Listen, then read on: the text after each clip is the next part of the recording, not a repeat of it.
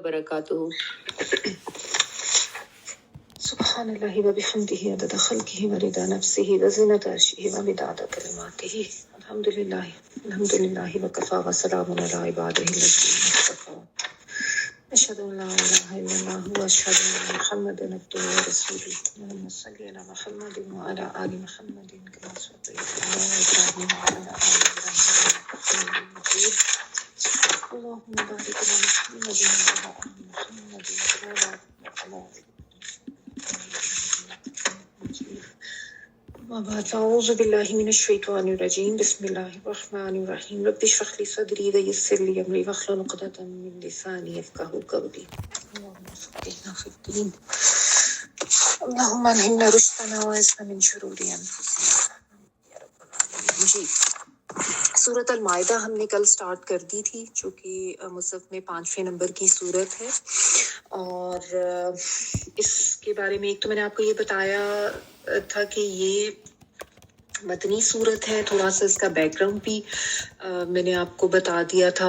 اور شاید ایک چیز میں کل بتانا بھول گئی کہ یہاں سے اب قرآن مجید کی دوسری منزل بھی سٹارٹ ہو رہی ہے.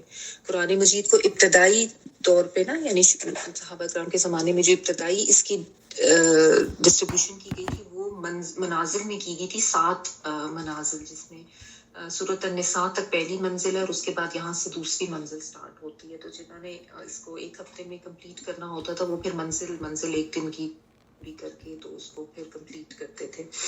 تو یہاں سے اب دوسری منزل شروع ہو رہی ہے.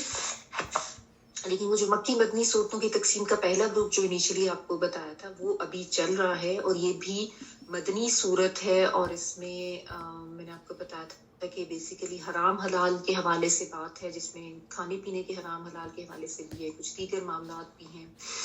اور میں نے یہ بھی بتایا تھا کہ سورت کا نزول جو ہے اس کے بارے میں آپ یہ جان لیں. زمانہ نزول جو ہے یہ 6 ہجری کے بعد، یعنی یا تو اس کا اینڈ بتایا جاتا ہے یا کوئی کہتا ہے کہ 7 ہجری یا 8 ہجری کا سٹارٹ جو ہے اس میں اس کا نزول ہے. یعنی ہوئی یہ صلح حدیبیہ کے ہو جانے کے بعد نازل ہوئی تھی. اس حوالے سے اس میں کچھ ٹاپکس ملتے ہیں.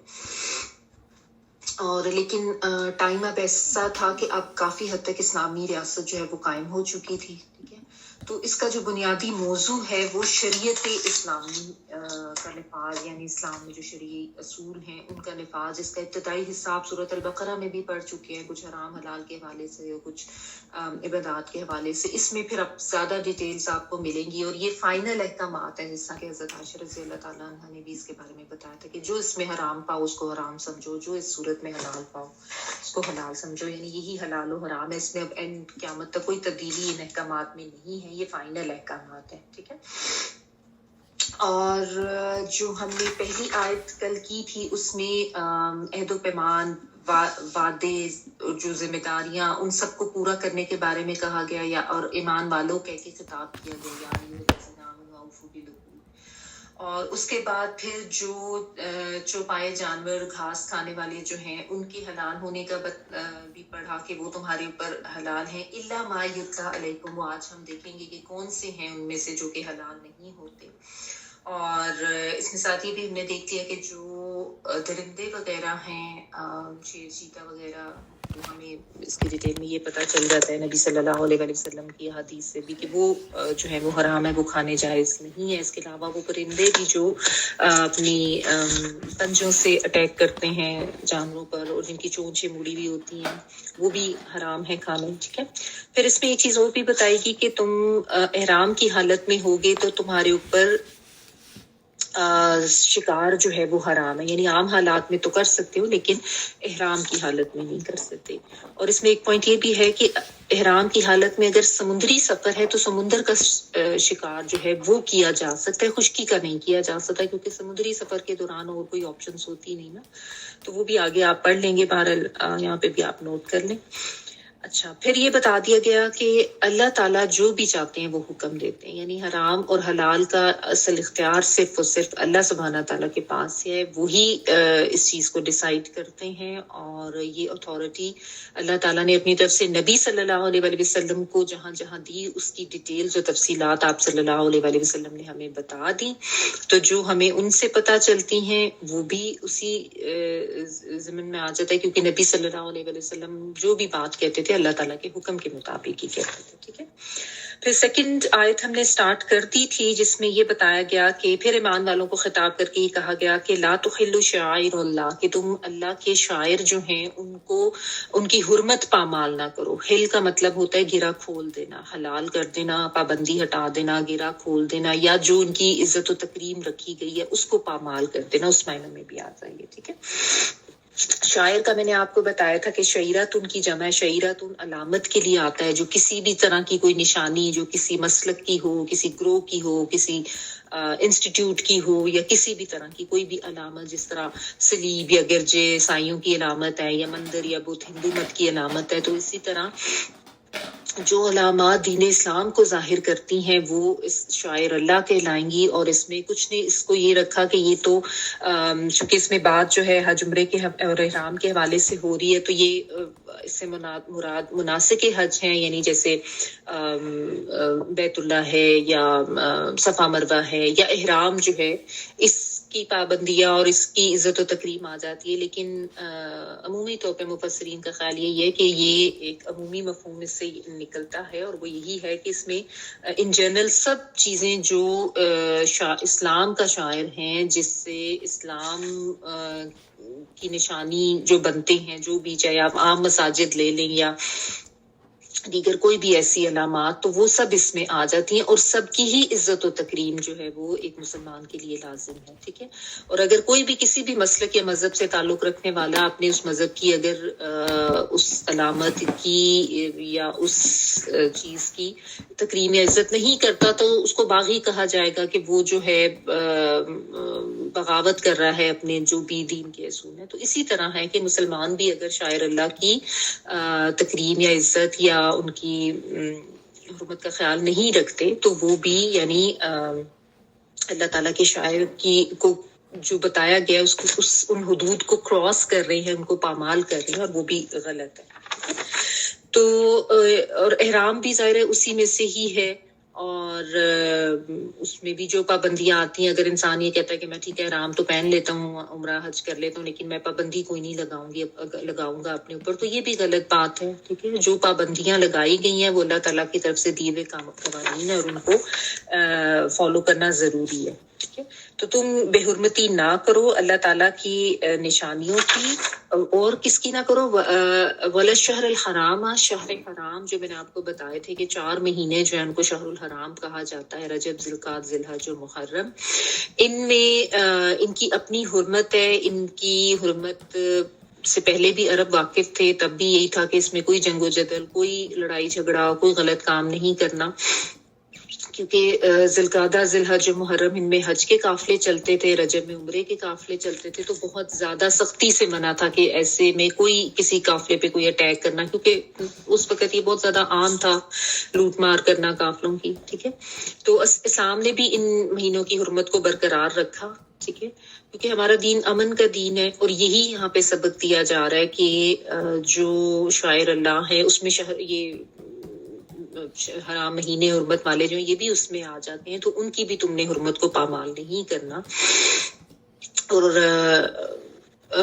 اس میں بیک گراؤنڈ آپ کو یاد رکھیں، جو میں نے آپ کو بتایا کہ صلح حدیبیہ جب ہوئی تھی تو اس میں یہ شرط طے پائی گئی تھی کہ ابھی جو مسلمان عمرے کا احرام پہن کے آئے ابھی ان کو مکہ جانے نہیں دیا جائے گا، اور ابھی وہ واپس چلے جائیں گے اور پھر اگلے سال آئیں گے۔ تو اس کی وجہ سے مسلمان جو ہے وہ بہت زیادہ غم کا بھی شکار ہوئے تھے۔ تو اس خدشے کے پیش نظر کہ کہیں ایسا نہ ہو کہ اب مسلمان جو ہے وہ اسی طرح کا رویہ جو ہے وہ دیگر قبائل یا لوگوں کے ساتھ رکھیں، کیونکہ اس میں آپ نے یہ بیک گراؤنڈ یاد رکھنا ہے کہ اس ٹائم پہ سچویشن ایسی تھی کہ مسلمانوں میں اور کفار میں ایک بہت زیادہ جنگ کی کیفیت، ایک دشمنی کی سچویشن ہے، اور اس میں ابھی مکہ پہ مشرکین کا ہی قبضہ ہے، اور بہت سی جگہوں سے آپ کو پتہ ہے عرب کے بہت سے قبائل بہت سے علاقوں سے مکہ جا کے حج اور عمرہ کرتے تھے، یعنی ان کا جو بھی ان کی اپنی جو دین کی ایک بگڑی ہوئی شکل تھی اس کے تحت وہ جاتے تھے.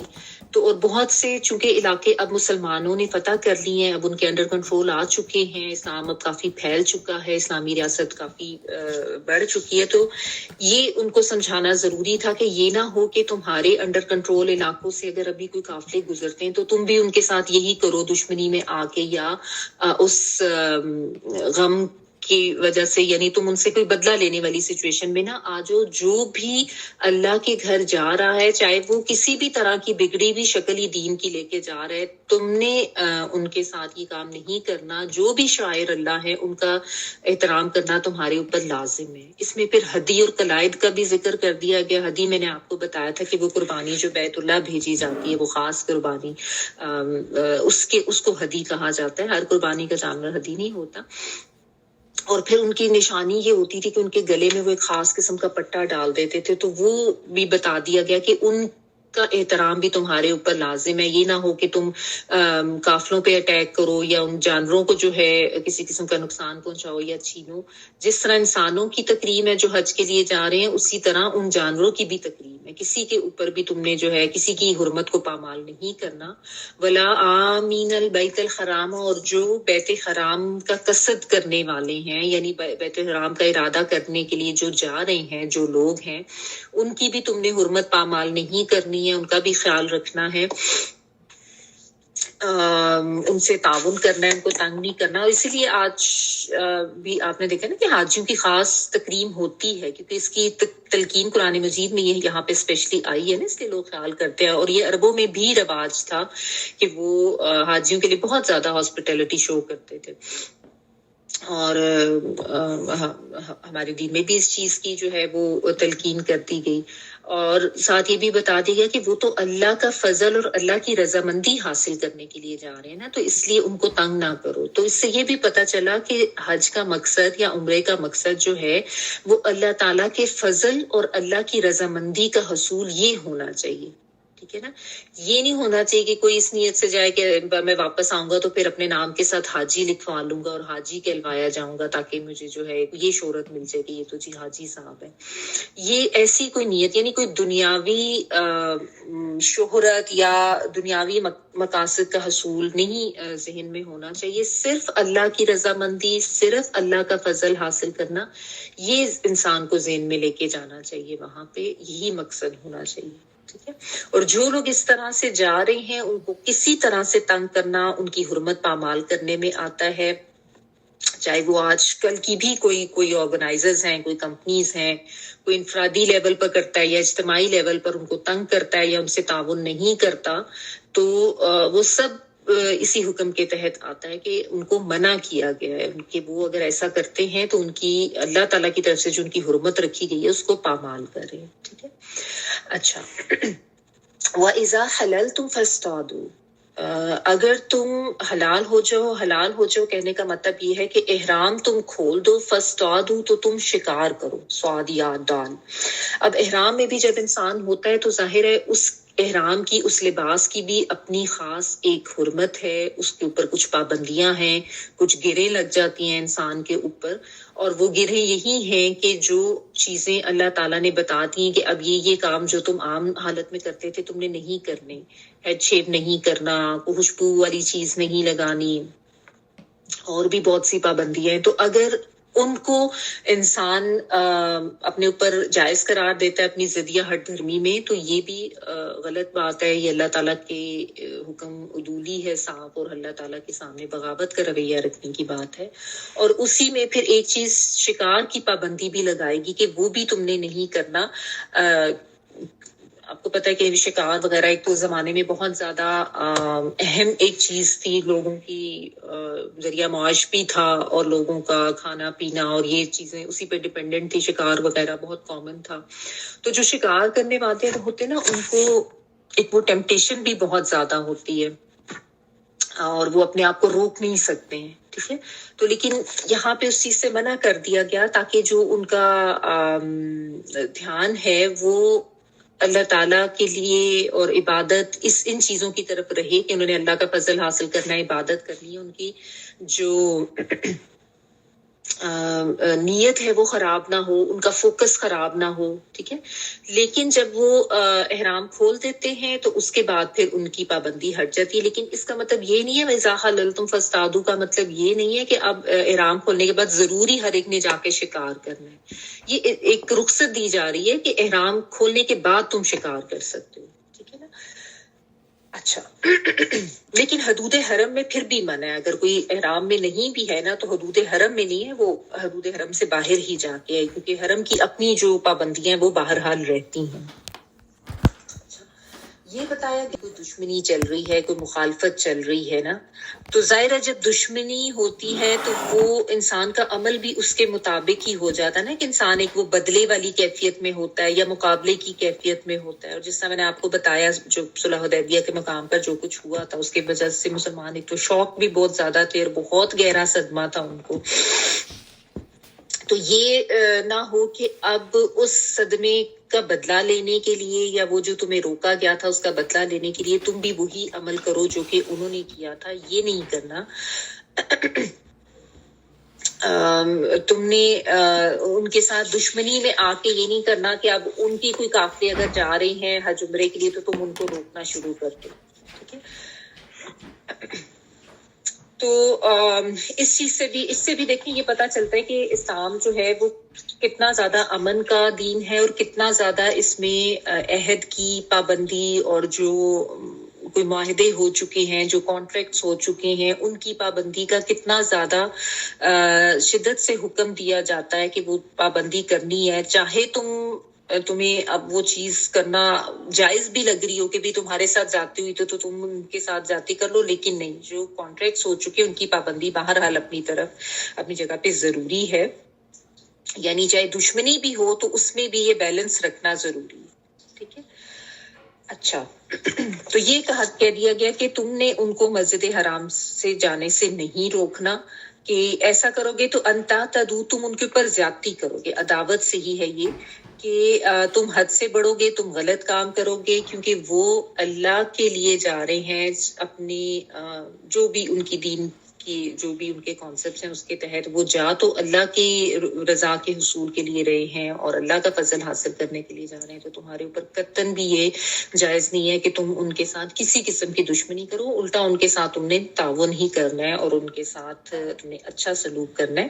اور یہی بات آگے اللہ تعالیٰ نے کہہ دی وَتَعَاوَنُوا عَلَى الْبِرِّ وَالتَّقْوَىٰ وَلَا تَعَاوَنُوا عَلَى الْإِثْمِ وَالْعُدْوَانِ. یہ بہت امپورٹنٹ ایک بات ہے جو کہ یہاں پہ اگر آپ خاص کانٹیکس میں دیکھیں تو اس کا مطلب یہی نکلتا ہے کہ تم نے اگر وہ ایک نیک کام کے لیے جا رہے ہیں تو تم نے اس میں ان کے ساتھ تعاون کرنا ہے، ٹھیک ہے نا.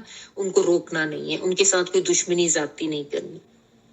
ہاں تم نے تعاون کب نہیں کرنا؟ جب کہ کوئی غلط کام کر رہا ہو، کوئی اسم ہو رہا ہو، عدوان یعنی گناہ ہو یا زیادتی کا کام ہو، تو ایسی چیزوں میں تم نے تعاون نہیں کرنا. لیکن نیکی کے کاموں میں اور تقویٰ کے کاموں میں تم نے کوآپریٹ کرنا ہے ایک دوسرے کے ساتھ. اور یہ جو ہے اس خاص کانٹیکس کے علاوہ بھی یہ حکم جو ہے حکم عام ہے کہ مسلمانوں کو یہ سمجھایا جا رہا ہے کہ کہیں پہ بھی کوئی ایسا کام جو خیر کا کام ہے، جو لوگوں کی بھلائی کا کام ہے یا کوئی نیکی کا ثواب کا کام ہے، بھلے کوئی غیر مسلم بھی کر رہا ہے. یعنی جیسے اب ہم ان کنٹریز میں رہتے ہیں تو یہاں پہ اگر کوئی نان مسلمس بھی مل کے فرض کریں کوئی کسی کی ہیلپ کرنا چاہ رہے ہیں، کوئی کلوتھس ڈرائیو چل رہی ہے یہاں پہ، ونٹر کلوتھنگ جس طرح ہوتی ہے ڈرائیو چلتی ہیں وہ کر رہے ہیں، یا کوئی کسی طریقے سے کسی کو ہیلپ آؤٹ کر رہے ہیں، تو یہ نہیں ہے کہ ہم کہیں گے کہ نہیں چونکہ یہ نان مسلم ہے تو ہم نے ان کے ساتھ تعاون نہیں کرنا. نہیں، تعاون صرف تب نہیں کرنا اگر وہ کوئی ایسا کام کر رہے ہیں جو کہ غیر شرعی ہے یا اسلام کی حدود کے خلاف جاتا ہے، تو اس میں تو ٹھیک ہے آپ نہیں کریں گے. لیکن جو نیکی کا کام ہے، لیکن جو تقویٰ کا کام ہے،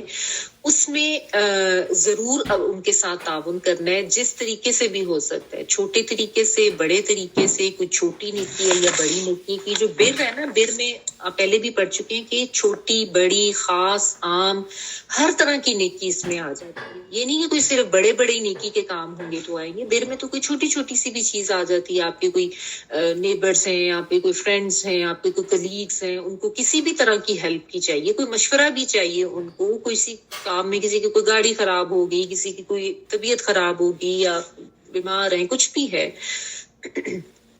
तो आप एक खैर का काम उनके लिए करने में आप उनकी मदद कर सकते हैं। यानी अगर वो आपको कह रहे हैं कि जी आपको उनको ग्रोसरी ला दें या पिस्ता की, तो आप उनको ला दें, हेल्प कर दें, उनको कहीं ले जाएं।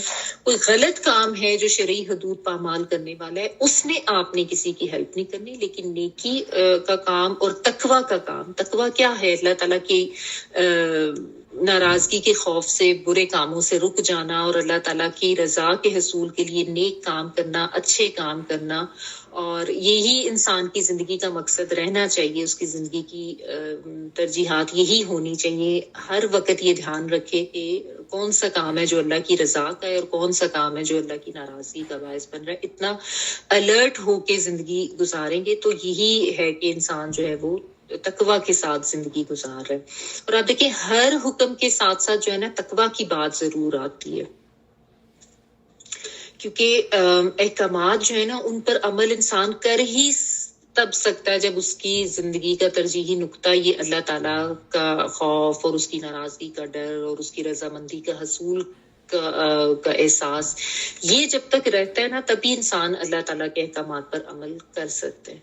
ठीक है, तो सारी मखलूक अल्लाह ताला की पैदा करता है, किसी की भी मदद की जा सकती है खैर के कामों में, भलाई के कामों में, चाहे मुसलमान है चाहे गैर मुसलमान है। अगर कोई गुनाह का काम है या उससे किसी के ऊपर ज्यादती होती है तो वो चाहे कोई मुसलमान भी कर रहा है तो आपने उसको हेल्प आउट नहीं करनी।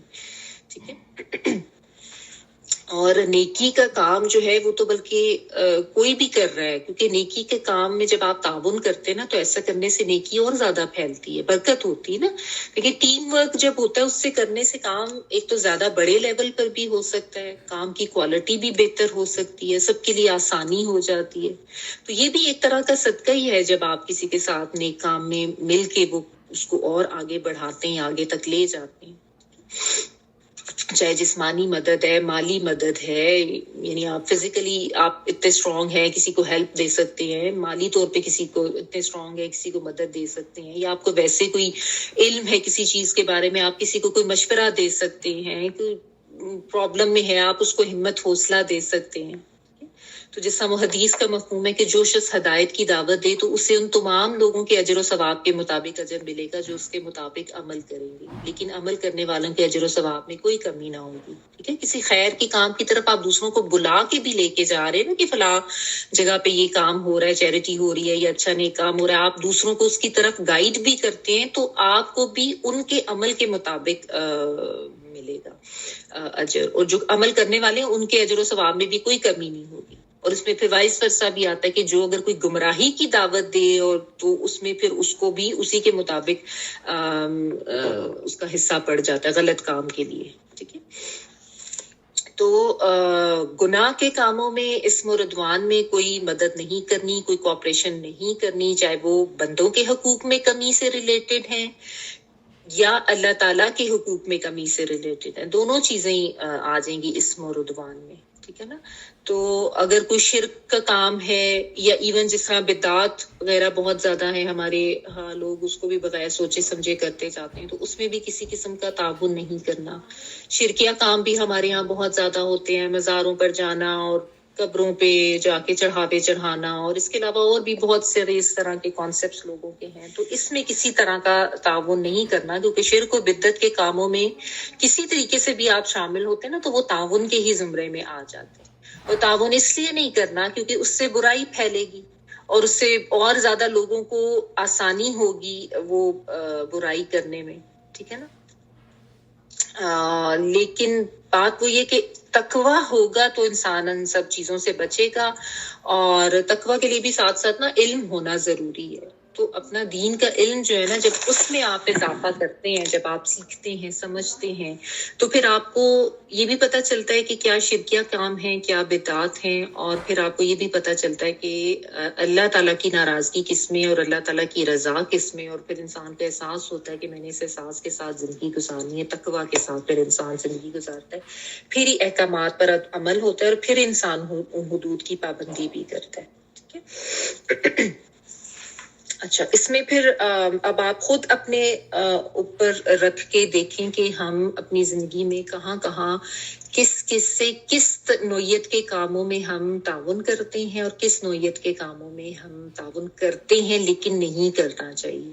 ठीक है ना, कोई जुल्म कर रहा है, फर्ज करें फैमिली में इस तरह से होता है, कंबाइंड फैमिली सिस्टम है, बेटा जो है वो बहू के साथ ज्यादती कर रहा है और उस बजाय उसको रोका जाए उसके साथ शामिल हो जाते हैं, या दीगर घर के अफराद भी अगर वो देख रहे हैं और वो उसमें शामिल हो रहे हैं, इवन चुप भी रह रहे हैं, तो उसमें एक तरह से उसका साथ देने वाली ये बात है। ठीक है, किसी का हक मारा जा रहा है, लोग चुप करके बैठे होते हैं या उसमें खुद शामिल हो जाते हैं, या ये कोई शिरकिया अमाल है या बितात है, तो ये सब चीजें अब हमें देखने की जरूरत है कि हमने गलत कामों में कोऑपरेट नहीं करना है, सिर्फ जो नेकी के खैर के काम है उन्हीं में कोऑपरेट किया जा सकता है। ठीक है, और जो नेकी और खैर के काम है उसमें चाहे आप के बहन भाई हैं या दोस्त हैं या इवन बीवी और शोहर के रिलेशनशिप में भी यही है कि एक दूसरे की मदद करें। मतलब हम वाइफ्स हैं, बहैसियत बीवी अपने शोहर की किस तरीके से ताउन कर सकती हैं। आपको उसको अगर वो हलाल कमाना चाह रहे हैं और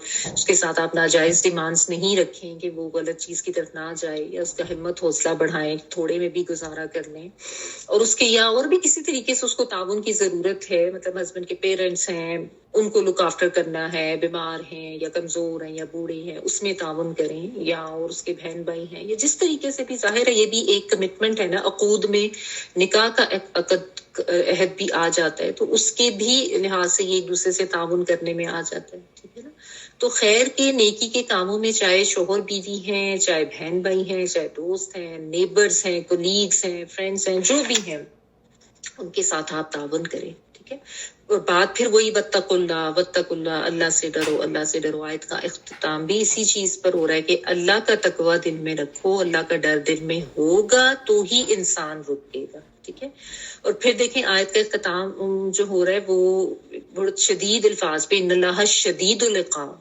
अल्लाह ताला सख्त सजा देने वाले हैं। क्योंकि अमूमन ये होता है ना कि इंसान अपने आप को ये कह के तसल्ली दे देता है गलत या ज्यादती करते हुए कि ओ खैर अल्लाह गफूर रहीम है, ओ खैर अल्लाह गफूर रहीम है, ये भी कर लो वो भी कर लो। ये अक्सर लोगों ने अपने लिए प्ली ले ली है कि कोई भी गलत काम कर लो और अपने ज़हन को ये समझा लो कि अल्लाह तो गफूर रहीम है, बाद में माफी मांग लेंगे, अल्लाह माफ कर लेगा, या खैर है ये छोटी छोटी चीजों से फर्क नहीं पड़ता। नहीं, ये जब हम इस तरह की आयात पढ़ते हैं ना, तो अल्लाह ताला ने अपना शदीदुल इक़ाब होना भी बताया है, सरीउल हिसाब होना भी बताया है कि अल्लाह ताला जल्द हिसाब लेने वाले भी हैं, सख्त सजा देने वाले भी हैं। तो कोई यानी ये सोच के बिल्कुल बेअमल होके या ढीला होके ना बैठ जाए, या मुतमईन होके ना बैठ जाए कि खैर है अल्लाह तो गफूर रहीम है, मेरी तो माफी हो ही जानी है, मैं तो मुसलमान हूँ, मैंने तो जाना ही जन्नत में। ये भी तो कॉन्सेप्ट है ना। तो ये जब अल्लाह ताला अपनी जब ये वाली सिफात बताते हैं ना, तो उस वक्त फिर इंसान जरा चौंकता है और थोड़ा अलर्ट होता है कि सजा किसी को भी मिल सकती है। अब ये नहीं है कि इसमें जो सजा है वो, अब अगर आप आयत का शुरू देखें, या अय्युहल्लज़ीना आमनू कह के बात की गई है ना, एंड किस चीज पे हो रहा है, इन्नल्लाह शदीदुल इक़ाब। तो कोई भी ये ना समझे कि मैं तो मुसलमान हूँ, मैं ईमान वाला हूँ, तो मेरे लिए कोई सजा नहीं है या मेरे लिए कोई गुनाह नहीं है या मेरी तो पकड़ नहीं होगी।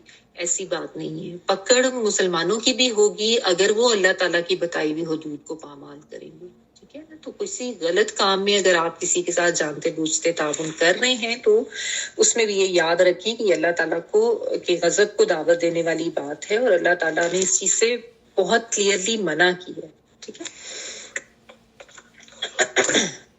आगे देखें आयत नंबर 3 पढ़िए, हुर्रिमत अलैकुमुल मैततु वद्दमु वलहमुल खिंजीरि वमा उहिल्ला लिगैरिल्लाहि बिहि वलमुनखनिकतु वलमौकूज़तु वलमुतरद्दियतु वन्नतीहतु वमा अकलस सबउ इल्ला मा ज़क्कैतुम वमा ज़ुबिह अलन नुसब व अन तस्तक़सिमु बिल अज़लाम ज़ालिकुम फ़िस्क़ اليوم يئس الذين كفروا من دينكم فلا تخشوهم واخشون اليوم أكملت لكم دينكم وأتممت عليكم نعمتي ورضيت لكم الإسلام دينا فمن اضطر في مخمصة غير متجانف لإثم فإن الله غفور رحيم.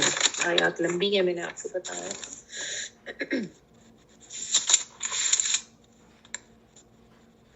تم پر حرام کر دیا گیا مردار اور خون اور خنزیر کا گوشت اور جس پر اللہ کے سوا دوسرے کا نام پکارا گیا ہو اور جو گلا گھٹنے سے مرا ہو اور جو کسی ضرب سے مر گیا ہو اور جو اونچی جگہ سے گر کر مرا ہو اور جو کسی کے سینگ مارنے سے مرا ہو اور جسے درندوں نے پھاڑ کھایا ہو لیکن اسے تم ذبح کر ڈالو تو حرام نہیں، اور جو آستانوں پر ذبح کیا گیا ہو، اور یہ بھی کہ قرہ کے تیروں کے ذریعے فالگیری کرو، یہ سب بدترین گناہ ہے۔ آج کفار تمہارے دین سے نا امید ہو گئے، خبردار تم ان سے نہ ڈرنا اور مجھ سے ہی ڈرنا۔ آج میں نے تمہارے لیے دین کو مکمل کر دیا اور تم پر اپنا انعام پورا کر دیا اور تمہارے لیے اسلام کے دین ہونے پر رضامند ہو گیا۔ بس جو شخص شدت کی بھوک میں بے قرار ہو جائے بشرطے کہ کسی گناہ کی طرف اس کا میلان نہ ہو تو یقیناً اللہ تعالیٰ معاف فرمانے والا اور بہت بڑا مہربان ہے۔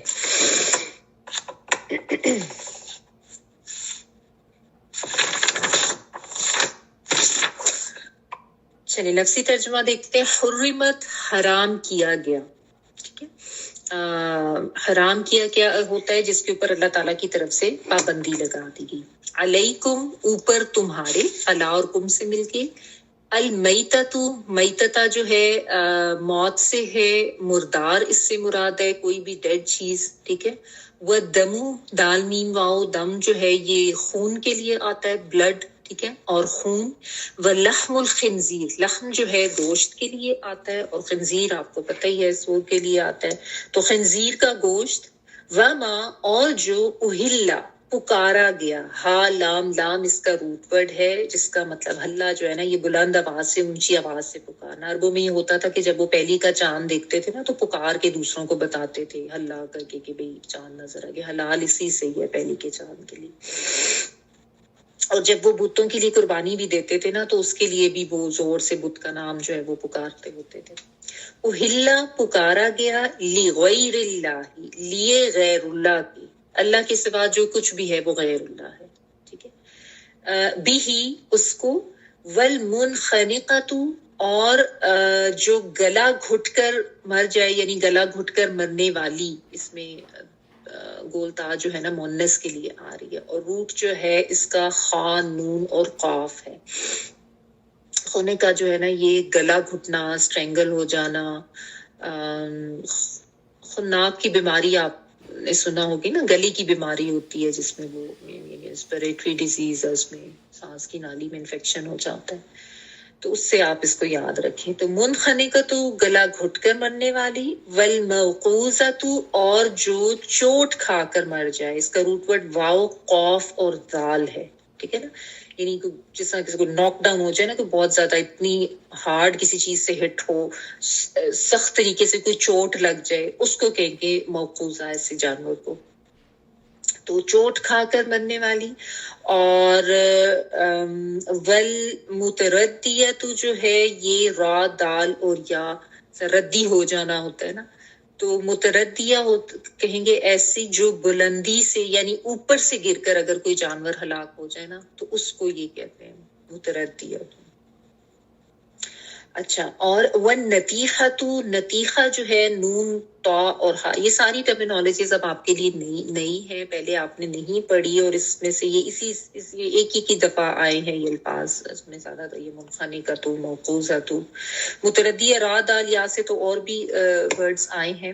اور والنتیحۃ نتیحہ ہوتا ہے جو کہ سینگ کھا کر ایسے مر جائے نا، یعنی بعض ایسے ہوتا ہے نا آپس میں جانور لڑائی کرتے ہیں تو اس میں بھی ہوتا ہے کہ اس طرح سے سینگ لگ کے ٹکرے مارتے ہیں ایک دوسرے کو، تو اس سے جو جس کی موت ہو جائے وہ بھی۔ اچھا، اور کیا ہے، وما اکل السبع، اور جو اکل کا مطلب ہوتا ہے کھانا، السبع جو ہے نا یہ ویسے تو سبع جو ہے وہ 7 کے لیے آتا ہے، یعنی 7 کا جو حصہ آتا ہے نا، لیکن اس کا مطلب ہے درندے نے جو کھا لیا ہو، ٹھیک ہے۔ اصل میں یہ جو 7 کا ہنسہ ہے نا عربوں میں یہ عدد تام کہلاتا ہے، جو کہ مکمل یا قوت جس کی قوت مکمل ہو، تو اس سے پھر یہ درندوں وغیرہ کے لیے بھی یہ ورڈ یوز ہوتا ہے، شیر، چیتا وغیرہ، کیونکہ بہت زیادہ طاقتور ہوتے ہیں، ٹھیک ہے۔ تو ان کو ذناب بھی کہتے ہیں جو اپنی کچلیوں سے شکار کرتے ہیں. تو وما اکل سبو سے مراد یہ کہ اگر کسی درندے نے جس کو کھا لیا ہو وہ والا. اچھا اور کیا ہے؟ الا ما زکیتم، مگر جس کو ذبح کر لیا تم نے. ٹھیک ہے، زکی جو ہے یہ زال کاف واو ہے. اس ورڈ کو ذرا سمجھ لیں، یہ زکات والا ورڈ نہیں ہے، وہ زے سے ہوتا ہے جو باقی اس کے لیے آتا ہے نا. یہ زا یہ جو ہے فلاں کے لیے ہو گیا اور باقی جو ہے وہ ہمارا ہو گیا. یہ فلاں بت کے نام کا ہو گیا، یا اتنا جو ہے وہ ہم نے غریبوں کو دے دینا ہے، باقی بت کو دے دینا ہے، یہ ہم نے خود رکھ لینا ہے. اس طریقے کے بھی ان کے کانسیپٹ تھے جس میں کوئی محروم رہ جاتا تھا، کسی کو مل جاتا تھا. یہ بھی انہوں نے اپنے ہی طریقے نکالے تھے بیس لیس چیزیں.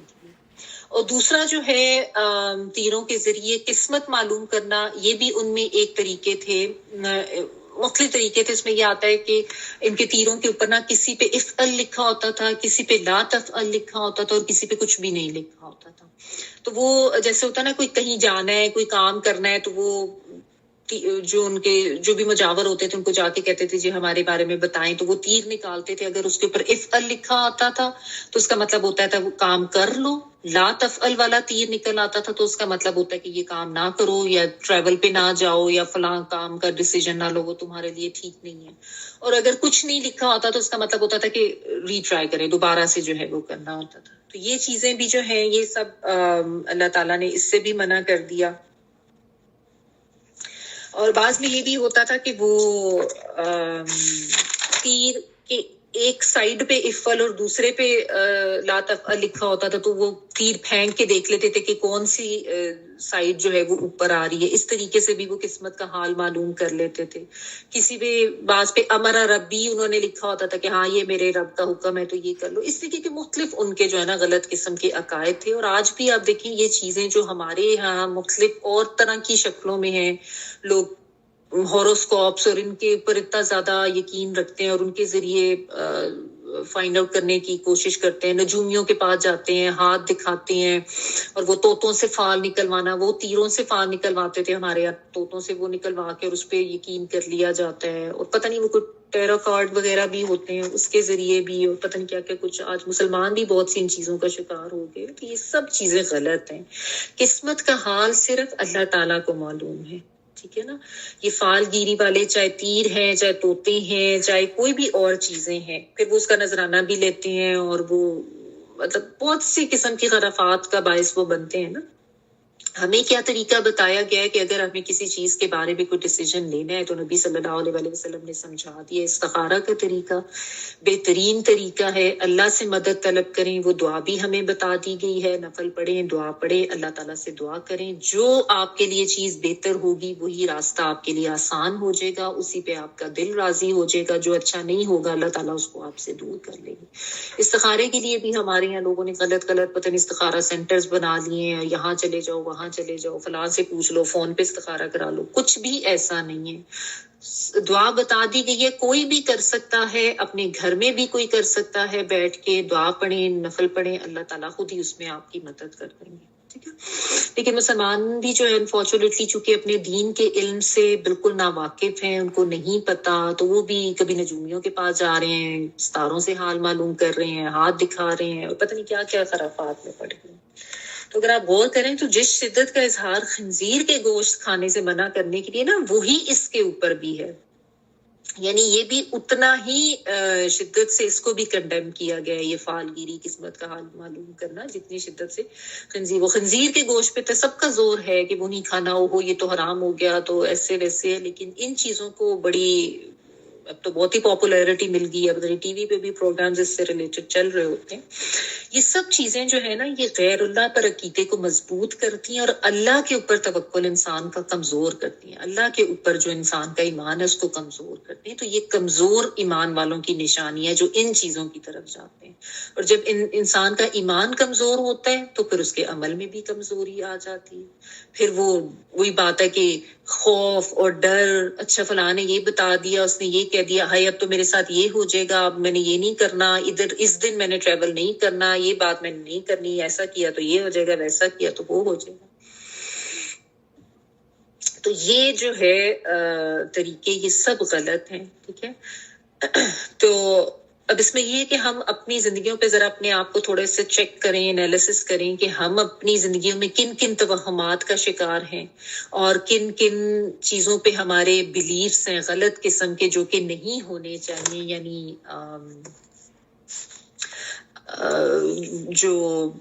جو بھی ابھی ہاروسکوپ ہے یا یہ فالگیری کسی بھی طریقے سے، تو ایسی کوئی چیزیں ہماری زندگی میں بھی ہیں تو ان کو نکالیں، بالکل ان کو ختم کریں اور ان پہ بلیو کرنا بھی بالکل چھوڑیں. ٹھیک ہے، اللہ پہ توکل، اللہ پہ بھروسہ. اللہ تعالیٰ جو ہے ان کو علم ہے اور ان چیزوں میں پڑھ کے اپنے ایمان کو کمزور کرنے کی ضرورت نہیں ہے.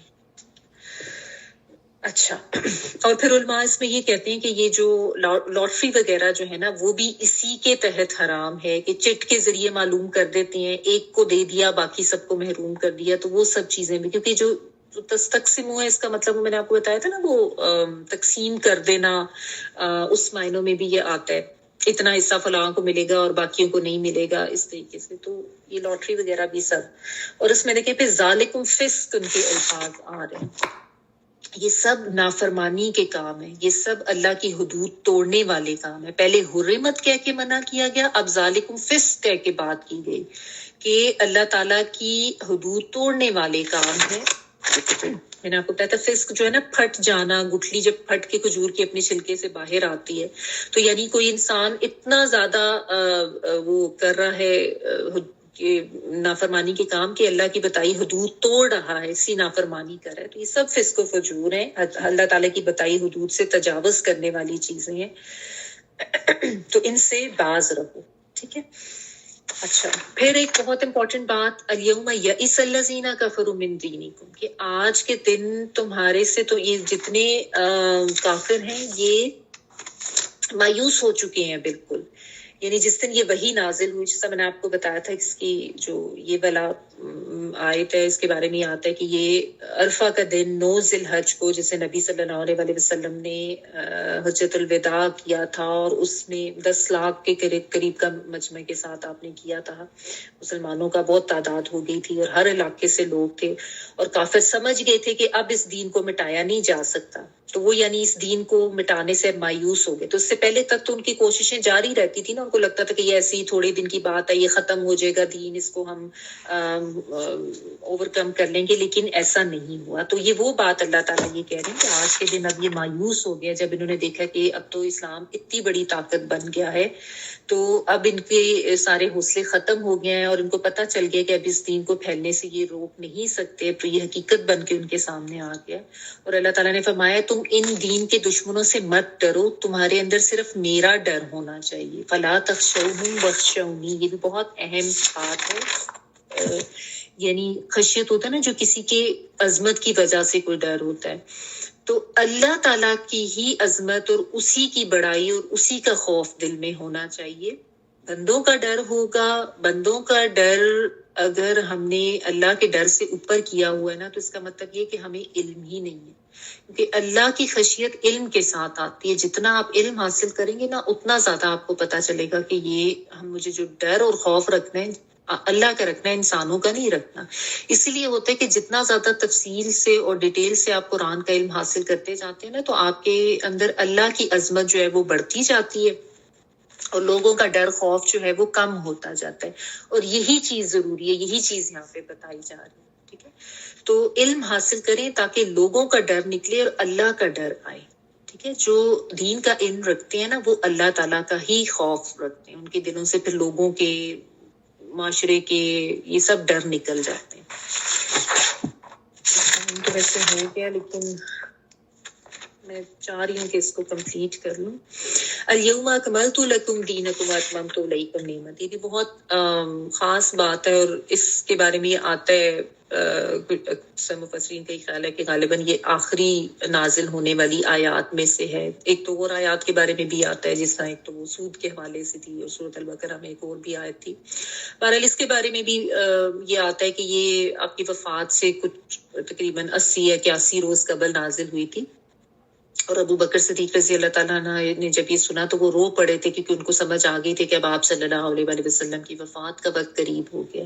ٹھیک ہے، تو اس یہ بھی کہتے ہیں بعض مفسرین کہ اس کے بعد کوئی شرعی احکامات نہیں آئے تھے، تو یہ شرعی احکامات کے لحاظ سے نازل ہونے والی آخری آیت ہے۔ اللہ تعالیٰ عالم۔ ٹھیک ہے، تو بہرحال اللہ تعالیٰ نے یہ بتا دیا کہ آج میں نے تمہارے لیے تمہارا دین جو ہے وہ مکمل کر دی۔ یہاں دین سے مراد یہ ہے کہ شریعت کے جو تمام احکامات ہیں نا وہ تمہیں سارے بتا دی گئی ہیں، سارے اصول و ضوابط، ہدایات، حدود زبانی بھی بتا دیے گئے اور عملی طور پر نبی صلی اللہ علیہ وآلہ وسلم نے کر کے بھی تمہیں دکھا دی۔ تو دین اب تمہارے اوپر مکمل، دین ہوتا ہے زندگی گزارنے کا طریقہ، اور نبی صلی اللہ علیہ وسلم پورے وہ 23 سال تک وہ پہنچاتے رہے، جدوجہد کرتے رہے، اپنے قول سے بھی، من قولین او فعلین او تقریرن، یعنی اپنے عمل سے بھی بتایا، یا کچھ ہوا ان کے سامنے اور اس کے اوپر اس کو پر خاموشی رکھی۔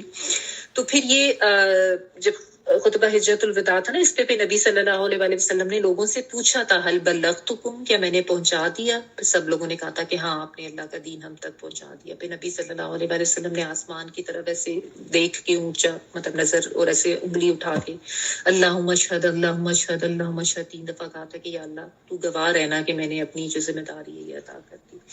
تو یہ اس وقت کہتے ہیں کہ یہ پھر اللہ تعالیٰ نے نازل کی تھی کہ آج میں نے دین تمہارا مکمل کر دیا ہے۔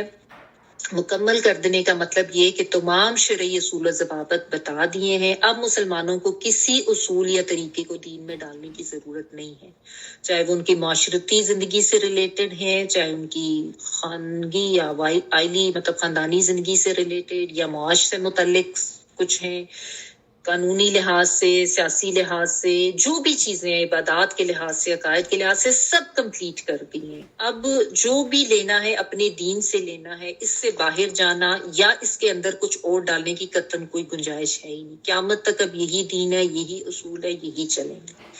وَأَتْمَمْتُ، یعنی جو رہ گیا تھا وہ بھی تمام کر دیا ہے میں نے، کچھ چیز اب باقی رہ نہیں گئی، کوئی چیز نامکمل رہ نہیں گئی، کسی چیز کی کمی رہ نہیں گئی۔ اور پھر اللہ نے نعمتی کہا، یعنی یہ جو دین اسلام ہے نا، یہ مسلمانوں پر اللہ کی بہت بڑی نعمت ہے، اللہ کا کتنا بڑا احسان، اس کا فضل ہے، کیسے احکامات دے دیے، کس طرح کی گائیڈنس دے دی، کسی سے کچھ پوچھنے کی کوئی ضرورت ہی نہیں، اپنے دین کو خود سمجھیں، خود پڑھیں، خود اس قرآن کا علم حاصل کریں، اور ان احکامات کو پھر اپنے لیے نعمت بھی سمجھے۔ ہم نعمت تو سمجھتے ہی نہیں ہے نا، ہم تو بوجھ سمجھتے ہیں، ہم تو بھاگتے ہیں، ہم تو کہتے ہیں کہ کوئی حجت مل جائے، کوئی انکار کرنے کی کوئی ریزن مل جائے۔ اللہ نے اس کو اپنی نعمت کہا ہے۔ اللہ کی نعمت کتنا بڑا ہمارے اوپر احسان ہے کہ ہمیں کہیں اتنی زیادہ گائیڈنس اللہ نے دے دی، نہ ہوتی تو ہم کہاں بھٹکتے رہتے، کیا کرتے۔ تو اللہ تعالیٰ نے اپنی نعمت ہمارے اوپر تمام کر دی، اور اللہ تعالیٰ نے پھر اس دین کو ہمارے لیے پسند کر لیا ہے۔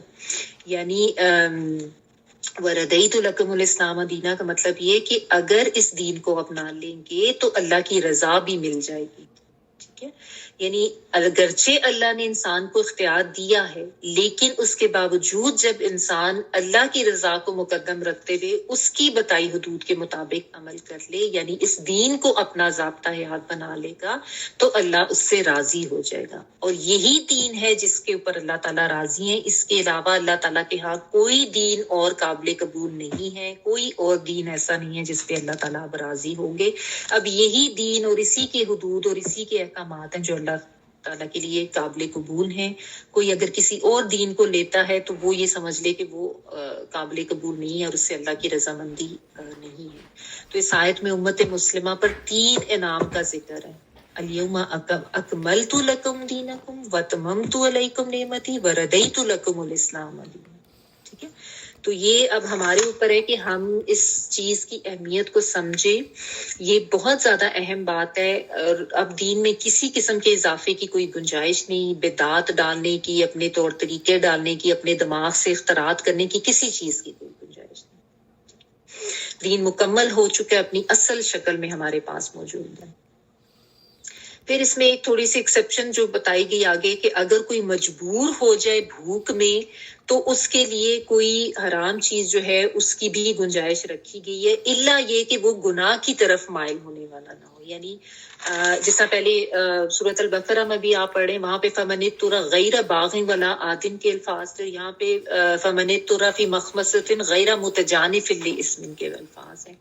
بات ایک ہی ہے کہ اللہ تعالیٰ نے یہ کہہ دیا کہ اگر زندگی بچانی ہے تو اس میں ویسے تو حلال حرام کا قانون یہی ہے جو اللہ تعالیٰ نے بتا دیا. ہاں اگر زندگی جان کے لالے پڑ گئے ہیں، ایسا مجبور ہو گیا کہ جان جانے کا خطرہ ہے، بھوک کی شدت ہے اور حلال موجود نہیں ہے، تو پھر حرام کھا سکتا ہے، لیکن ان شرائط کے ساتھ کہ وہ اللہ کی نافرمانی کرنے والا نہ ہو، صرف اس کو اپنی جان بچانا مقصود ہو، کوئی لذت حاصل کرنا مقصود نہ ہو، کھاتے ہوئے کراہت کے ساتھ کھائے.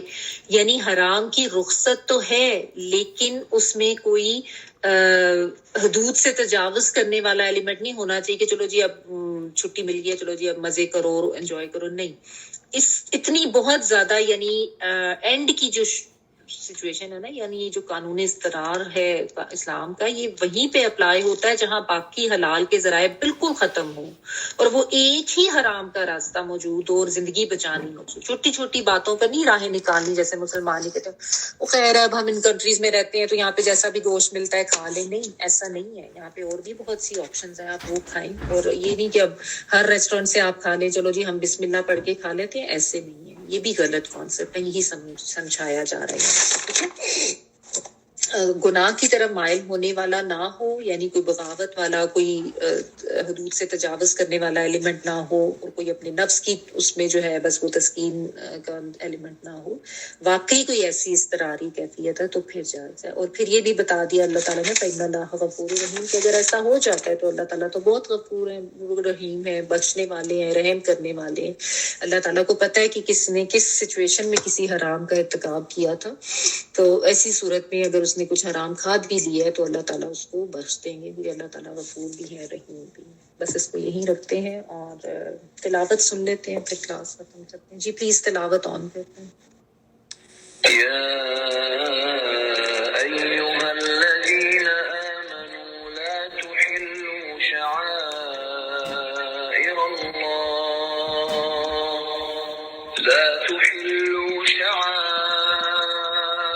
الله ولا الشهر الحرام ولا الهدي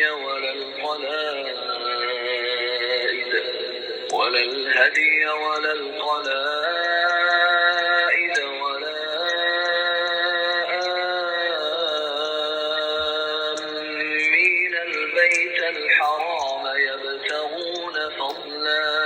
يبتغون فضلا من ربهم ورضوانا وإذا حللتم فاصطادوا ولا يجرمنكم شنآن قوم أن صدوكم عن المسجد الحرام أن تعتدوا وتعاونوا على البر والتقوى ولا تعاونوا على الإثم والعدوان واتقوا الله إن الله شديد العقاب.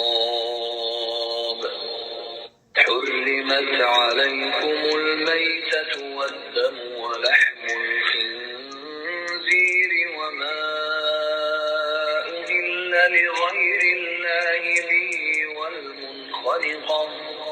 والمنخرقة والموقوذة والمتردية والنطيحة وما أكل السبع إلا ما ذكيتم وما ذبح على النصب وأن تستقسموا بالأزلام ذلكم فسق.